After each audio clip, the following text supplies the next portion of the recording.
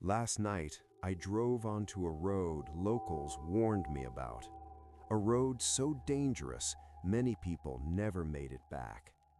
They say it was closed for a reason, but standing there in the fog, I started to realize something else might still be there. If you enjoy real, mysterious places and dark stories like this, make sure to subscribe to the channel so you don't miss the next story waiting in the shadows. One story, North Youngus Road. I still remember the morning I first saw that road with my own eyes. I had arrived in La Paz the night before, and every local I talked to mentioned the same place in a quiet, serious tone, North Youngus Road.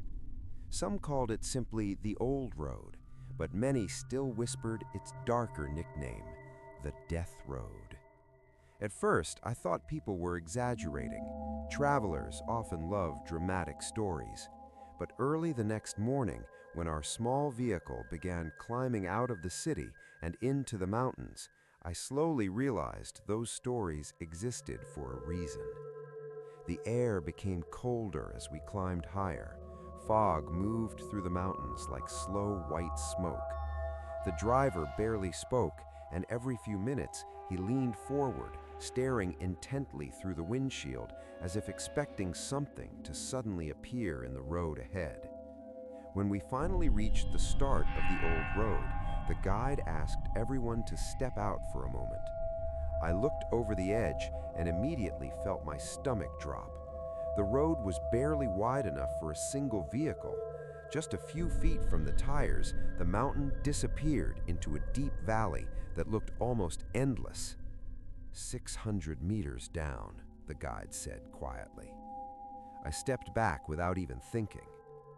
Before 2006, thousands of vehicles used this same road every year to travel between La Paz and the Yungas region.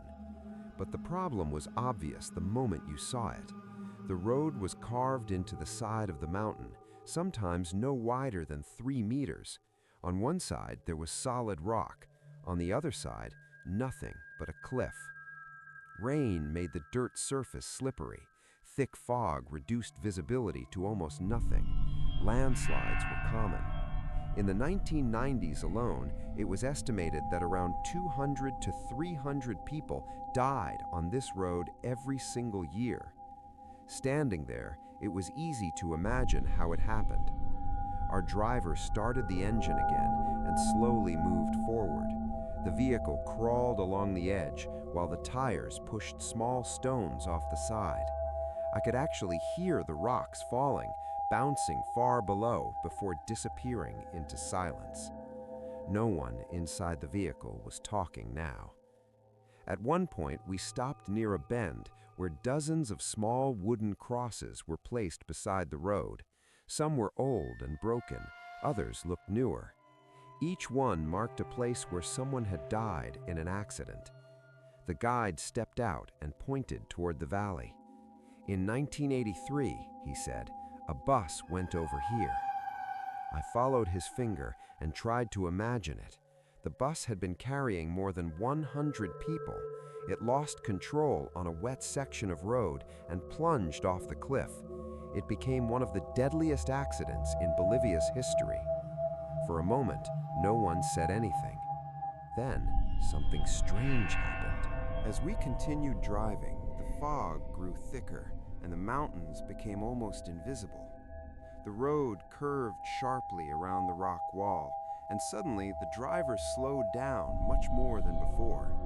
At first, I thought maybe another vehicle was coming from the opposite direction, but when I looked ahead, the road was empty. The driver leaned forward, squinting. "Did you see someone?" he asked the guide quietly. The guide didn't answer immediately. Instead, he looked out into the fog. Then he shook his head. "No, but sometimes people say they do." Later, when we stopped again near a small viewpoint, the guide explained what the driver meant. Over the years, many drivers claimed they saw figures standing near the edge of the road at night. Sometimes they looked like pedestrians trying to flag down a ride, but when vehicles slowed down, the road would suddenly be empty. Some believed these were just tricks of the fog and exhaustion. Others believed something else entirely. When so many people lose their lives in one place, stories begin to grow. By the early 2000s, the Bolivian government finally decided something had to change. The accidents were too frequent, the road too dangerous. A new modern highway was built through the mountains, wider and far safer. When the new road opened in 2006, most traffic immediately stopped using the old North Yungas road. Standing there that afternoon, I could understand why. The silence on that road felt different from anywhere else I had traveled. No busy traffic, no loud engines, just wind moving through the mountains and the distant sound of water somewhere deep in the valley. For a moment, I walked a few steps away from the group and stood near one of the wooden crosses. The name on it had faded with time. I looked down the road in both directions. The fog moved slowly across the cliffs, and the narrow path disappeared into the clouds. It was hard not to imagine what this place must have looked like years ago, when buses, trucks, and cars used this road every day. Drivers carefully steering around blind corners, hoping nothing was coming from the other side, and hoping the mountain itself wouldn't collapse beneath them. Before leaving, I turned back once more to look at the road stretching along the cliff. Even in daylight, it felt unsettling. Maybe it was just the history, maybe it was the silence, or maybe it was the feeling that so many lives had ended here that the mountain itself had somehow remembered. Today, the road still exists, but mostly cyclists and tourists travel it for adventure. The new highway carries the traffic now, leaving the old road quiet and almost forgotten. But when the fog rolls through those mountains and the wind moves along the cliffs, it's easy to understand why so many drivers once feared this place. Because on North Yungas Road, one small mistake was all it ever took for someone to disappear forever into the valley below. 2. Clinton Road. The first time I drove toward Clinton Road, it didn't feel like I was going somewhere normal. It was late evening in northern New Jersey, and the small town of West Milford was already quiet. Street lights slowly disappeared behind me as my car moved closer to the forest. Locals had warned me earlier that day, but the way they said it stayed in my mind. They didn't laugh about the stories, they just told me, if you go there, don't stay too long after midnight. At the time, I thought it was just another local legend meant to scare visitors. But the moment my car turned onto Clinton Road, the atmosphere changed in a way I can't fully explain. The road stretched deep into the woods, surrounded by thick forest on both sides. Tall trees leaned over the asphalt like dark shadows. The further I drove, the quieter everything became. Even the sound of my engine felt strange, as if the forest was swallowing the noise. Clinton Road is not a short road. It runs for almost 10 miles through isolated woodland, passing lakes, old bridges, and abandoned sections of land. Over the years, it has gained a reputation as one of the most haunted roads in America. At first, nothing unusual happened, just darkness and silence. But about 20 minutes in, I reached the place that most people talk about. A small bridge appeared ahead, barely visible in the headlights. Locals call it Dead Man's Curve Bridge. I parked the car on the side of the road and stepped out. The cold night air hit my face immediately. The forest around me was completely still, and the only sound was the quiet flow of water beneath the bridge. I remembered something a local had told me earlier in the day. "Stand on the bridge," he said. "Throw a coin into the water and watch." At the time, I laughed, but standing there in the darkness, it didn't feel funny anymore. The story says that many years ago, a young boy died near that bridge. Some say he fell from it, others believe he drowned in the water below.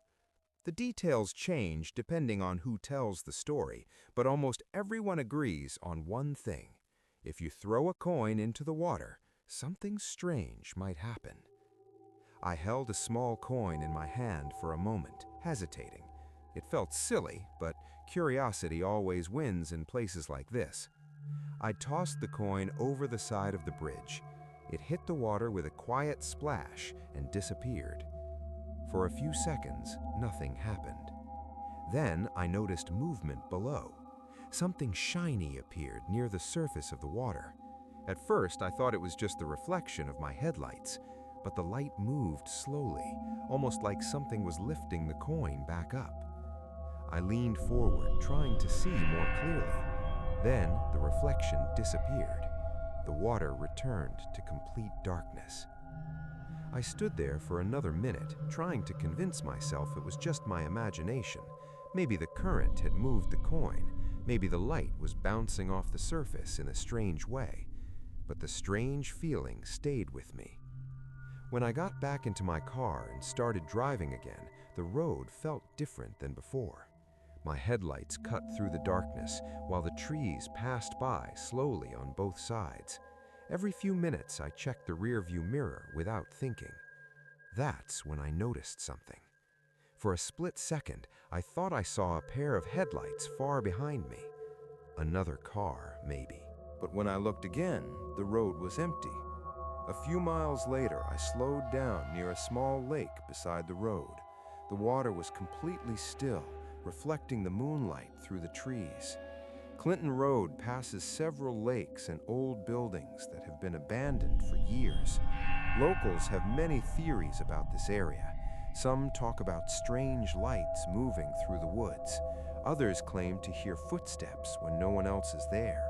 A few even say they've seen figures standing near the edge of the road late at night. While I was sitting there, something caught my attention again. Across the lake, deep in the trees, a small light flickered for a moment. Then it disappeared. I stared at the same spot for almost 30 seconds, waiting to see it again, but nothing moved. Maybe it was someone hiking with a flashlight, maybe a reflection from somewhere far away, but the forest remained silent. As I drove further down Clinton Road, I began noticing something else that made the place feel even stranger. There were almost no houses. Miles of road passed with nothing but forest on both sides. Occasionally, there were signs warning drivers about sharp turns or wildlife, but otherwise the road felt isolated from the rest of the world. At one point, I stopped the car again and turned off the engine completely. The silence that followed was intense. No cars, no wind, no distant sounds from the town, just darkness. After a minute, I turned the engine back on and started driving again. Something about that silence made me feel like I had stayed long enough. When the first streetlights of West Milford finally appeared ahead, I felt a strange sense of relief. Maybe the stories about Clinton Road are just legends. Maybe the strange things people see are nothing more than tricks of darkness, reflections in the water, or imagination playing games in a quiet forest. But after spending a night there, I understand why the stories refuse to disappear. Because when you drive through those woods after midnight, when the road is empty and the trees block out the sky, it really does feel like you've entered a place where something isn't quite right. And the deeper you go into Clinton Road, the more you start to wonder who else might be watching from the darkness beyond the trees. 3 Skippers Road. I still remember the long drive that morning when I left the town of Queenstown. The sky was clear, but the mountains around the town already looked rough and cold. I had heard about Skippers Road many times before coming here. People called it one of the most dangerous historic roads in the region. Some locals even told me that rental companies refuse to insure cars if you drive there. At first, I thought they were exaggerating, but the moment I reached the entrance of the road, I understood why. A small warning sign stood near the beginning. It basically said that drivers enter at their own risk. The road ahead was narrow, dusty, and carved directly into the side of a steep mountain. Looking at it from the start already made my hands tighten on the steering wheel. I slowly drove forward. For the first few minutes, the road looked manageable, but very quickly things began to change. The path became thinner, and the cliff beside the road became deeper. When I looked down from the driver's window, I could see the shot-over river far below, twisting through the valley like a silver line. There were no guardrails, just loose rocks and empty space. I drove slowly, sometimes no faster than walking speed. Every corner felt blind. If another vehicle appeared from the opposite direction, there would barely be enough room for both of us to pass. This road was originally built during the gold rush in the 1800s, when miners were trying to reach the gold fields deep in the mountains. Back then, people traveled with horses and wagons through these same cliffs. Many accidents happened during those early years. Some wagons slipped off the edge, and a few miners disappeared in the valley below. As I continued driving deeper into the mountains, the road started to feel strangely quiet. There were no other vehicles. No houses, just the wind moving across the cliffs and the distant sound of the river far below. About 30 minutes into the drive, I reached a narrow section where the road curved sharply around a rock wall. I stopped the car for a moment and stepped outside just to stretch my legs. The silence was incredible. Standing there on the edge of the mountain, I could see miles of empty land stretching across the valley.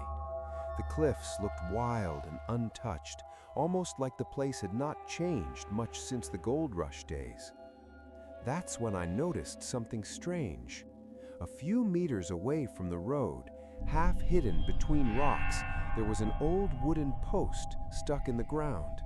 It looked weathered and broken, like it had been there for a very long time.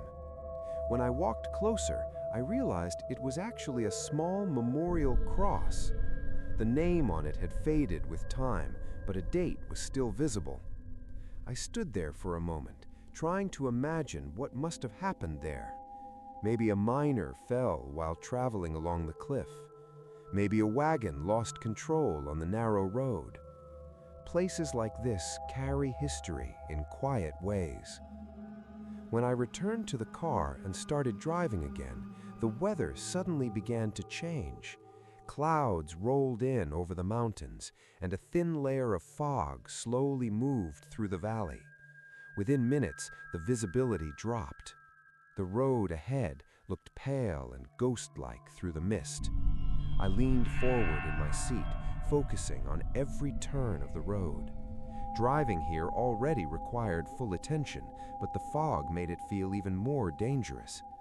Then something happened that made me press the brakes immediately. For a brief second, I thought I saw a figure standing near the edge of the road ahead. My heart jumped. I slowed the car almost to a stop and stared through the windshield. But when I reached the same spot, there was nothing there. Just fog drifting slowly across the cliff. I told myself it was probably just a rock or a shadow in the mist. When your mind expects something strange, it can easily trick you. Still, the feeling stayed with me. I continued driving for another 10 minutes until I reached an old suspension bridge crossing the Shotover River. The bridge looked incredibly fragile, like it had survived decades of storms and mountain winds. I parked again and stepped outside. The fog was thicker now, and the mountains around the valley looked almost invisible. Standing on that bridge, I suddenly understood why people say this road feels haunted. Not because of ghosts jumping out of the darkness, but because the place carries so much history and danger that your mind begins to imagine the past. Miners walking these same cliffs more than a century ago. Wagons moving slowly along the edge. Accidents happening in the fog when the road was barely wide enough for a horse. When I finally drove back toward Queenstown later that afternoon, the fog slowly disappeared and sunlight returned to the valley. But the strange moment on the road stayed in my mind. Maybe I didn't see a person standing there in the mist. Maybe it was only my eyes trying to understand shapes in the fog. But when you're alone on a narrow mountain road like Skipper's Road, surrounded by cliffs, silence, and history stretching back more than 100 years, it becomes very easy to believe that the mountains remember everything that has ever happened there. And sometimes, when the fog moves through those cliffs, it almost feels like the past is still quietly standing beside the road, watching every traveler who dares to pass through.